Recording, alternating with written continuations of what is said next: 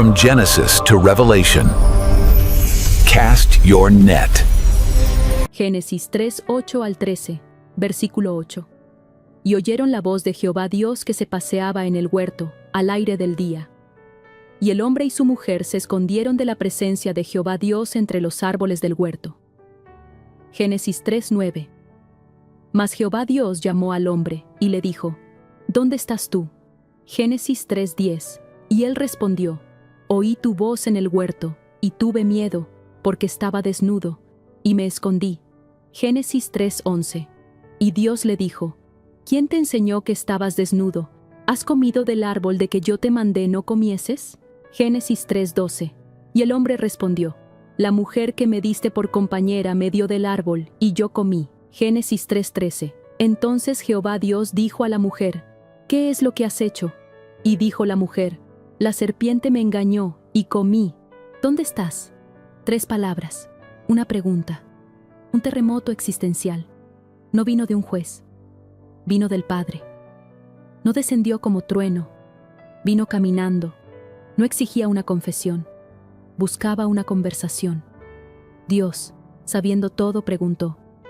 Porque el amor no entra tumbando puertas, entra llamando, y lo más sagrado de esta escena es que Dios no preguntó ¿qué hiciste?, sino ¿dónde estás? Porque el problema no era solo moral, era relacional, no era solo culpa, era desconexión. Y hoy seguimos igual, escondidos detrás de nuestras justificaciones teológicas, nuestros logros espirituales, nuestras cicatrices convertidas en trinchera. Nos creemos sabios, activistas, resilientes, valientes. Pero Dios no pregunta por nuestro currículum, pregunta por nuestra ubicación. ¿Dónde estás? Porque el problema no es que Él se haya ido, es que nosotros ya no sabemos cómo volver. Génesis 3, 8 al 13. Y oyeron la voz de Jehová Dios que se paseaba en el huerto. Génesis 3, 8. La voz que antes sanaba, ahora asusta. Dios paseaba, no descendía con espada, no exigía explicación, solo caminaba. La misma voz que nombró a Adán, la misma que dividió la luz de las tinieblas, la misma que creó al mundo con un suspiro, ahora provoca miedo. ¿Y qué cambió? No fue Dios. Fue el oído del hombre. Porque el pecado primero altera la percepción, y luego la relación. Lo que antes era presencia, ahora es persecución. Lo que antes era amor, ahora es amenaza. Esa es la tragedia de la espiritualidad moderna. No hemos perdido a Dios. Hemos dañado nuestra capacidad de oírlo con gozo. Hoy, también oímos su voz.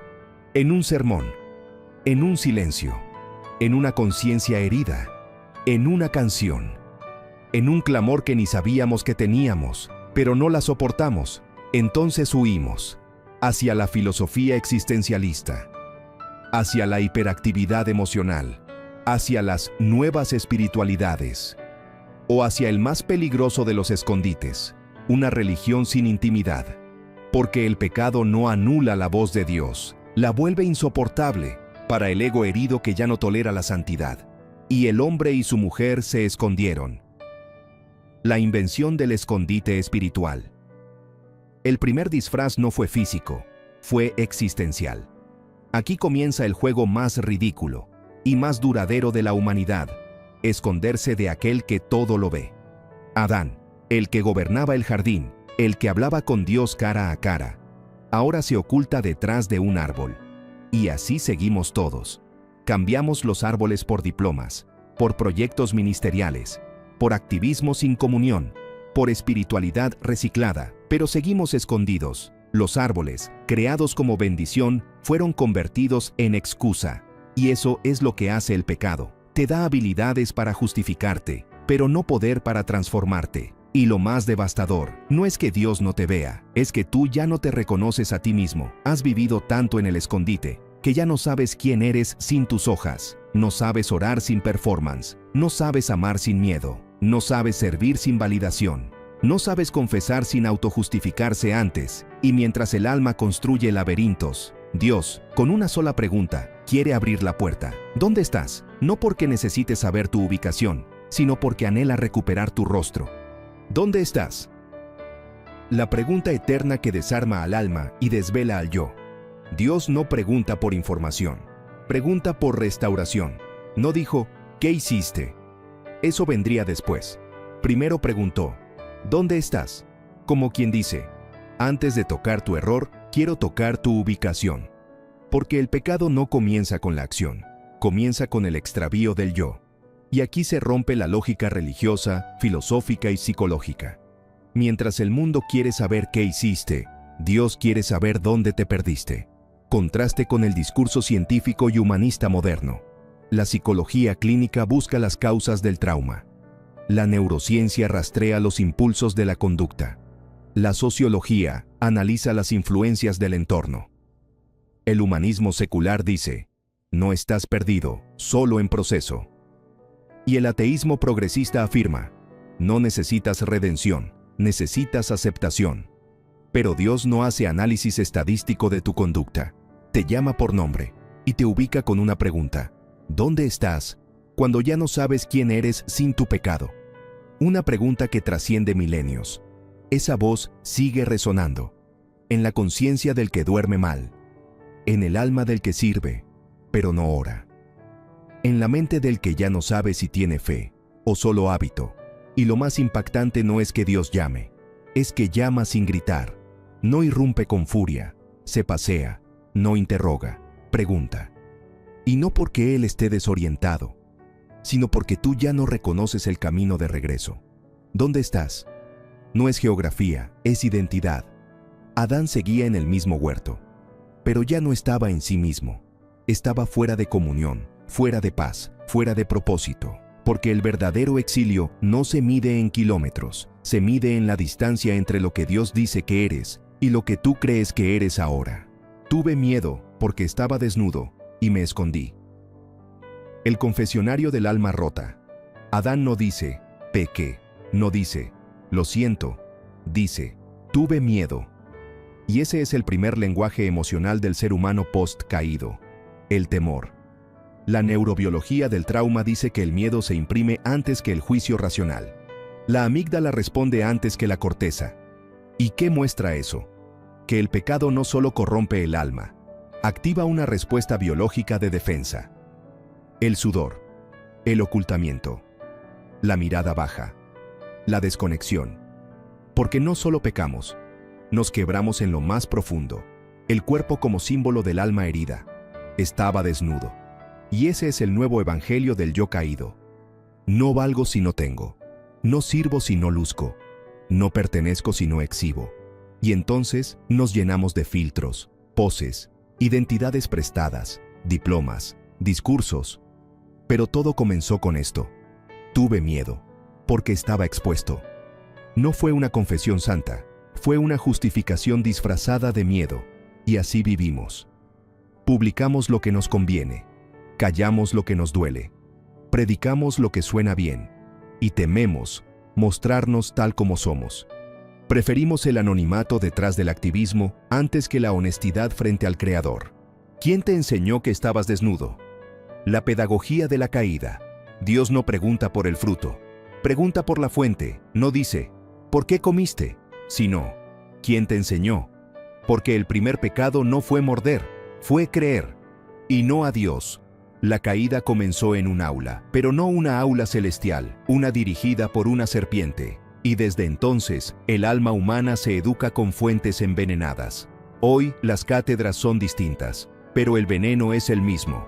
Influencers que educan el alma a punta de frases vacías con fondo narcisista. Tú eres suficiente. La verdad está en tu interior. Filósofos que reescriben el bien con tinta posmoderna.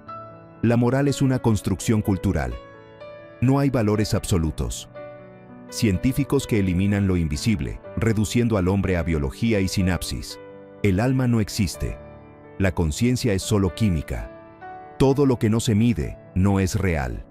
Púlpitos sin cruz, que dan datos, pero no redención. Dios quiere tu éxito.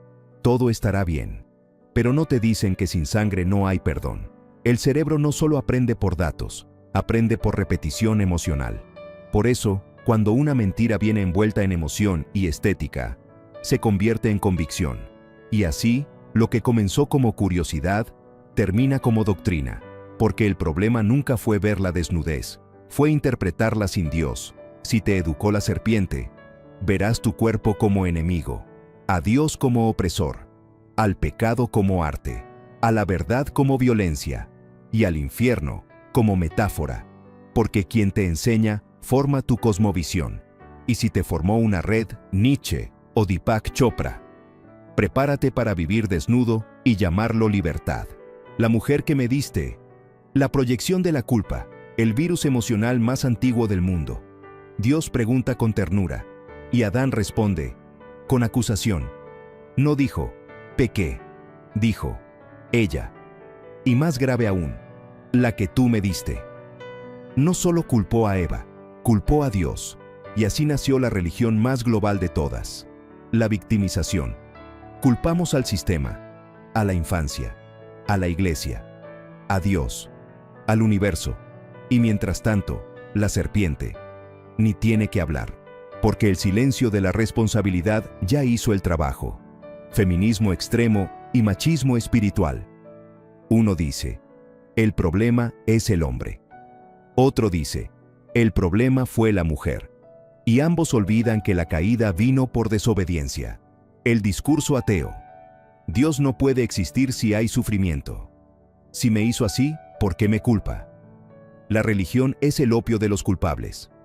No soy responsable, soy víctima de mi biología.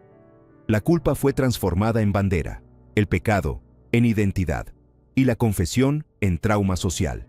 Psicología sin redención. Incluso la psicología moderna, si se desconecta del alma, confunde sanidad con justificación. Eres así por tu entorno. No eres responsable, solo estás condicionado. Tu enojo tiene raíz, no juzgues, exprésalo. Pero cuando el Edén se desploma, no basta una explicación, se necesita una confesión. ¿Dónde estás? No es una frase bonita para retiros espirituales, es el grito eterno de un Dios que ama demasiado, como para dejarte escondido. Y tú respondes, tuve miedo, y Él no te fulmina, te llama, porque el Evangelio no comienza con condena, comienza con una pregunta misericordiosa. No es el Edén el que se cerró primero, fue tu alma la que se encerró en la vergüenza, y mientras tú escondes el pecado con hojas, Dios camina y llama, no con juicio, sino con anhelo, no con desprecio, sino con amor. ¿Dónde estás? La respuesta correcta no es un reporte, es una rendición. Dios preguntó, ¿quién te enseñó? Y el hombre respondió, la mujer. Y la mujer, la serpiente. Y todos apuntaron a otro. Nadie dijo, yo fallé. Y así seguimos, culpando a otros, justificándonos con historia personal, excusándonos con filosofía, redefiniendo pecado como expresión, y responsabilizando a Dios por nuestras propias decisiones. Pero Dios no busca excusas, busca el arrepentimiento. No te preguntó por el fruto, te preguntó quién te educó, porque la batalla más grande no se gana con manos limpias, sino con corazones desnudos y arrepentidos. Y la restauración nunca vendrá de la psicología sin redención, ni de la espiritualidad sin cruz, sino del Cordero de Dios, que cubre la culpa con perdón. Dale seguir. Esta es la gran comisión, y tú eres parte del IT y predicar haciendo voluntariado y donar. Lanza tu red. Cast your net.